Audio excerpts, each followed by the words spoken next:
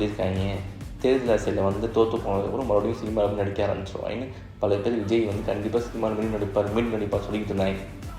அவங்க சொன்ன மாதிரியே விஜய் இப்போ மீண்டும் நடிக்க போகிறாங்கிற மாதிரி வந்துடுச்சு. ஆனால் இதில் சின்ன ட்விஸ்ட்டு, இப்போ வந்தால் எல்லோரும் சொல்லுவாங்க, கலாய்ப்பாங்க.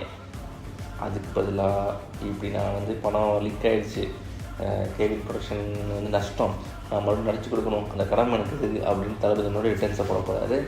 மறுபடியும் வந்ததுக்கப்புறம் அப்போ எல்லோரும் நம்புவாங்கல்ல அப்படிங்கிற மாதிரி தளபதியோட ரிட்டர்ன்ஸ் அடிப்பார். ரிட்டர்ன்ஸ் வந்து மறுபடியும் அதே ப்ரொடக்ஷனுக்கு மறுபடியும் வந்து டேரக்டர்ஸ் யாராவது ஒருத்தரை பிடிச்சி படம் நடித்து அது லாஸ்ட்டு படம்னு சொல்லுவான்னு நினைக்கிறீங்களா? அது சாதாரணமாக ரிலீஸ் ஆகும்.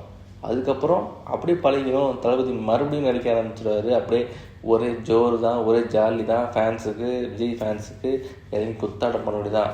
விஜய் ஃபேன்ஸ் என்ன எதிர்பார்த்தாங்களோ விஜய்கிட்ட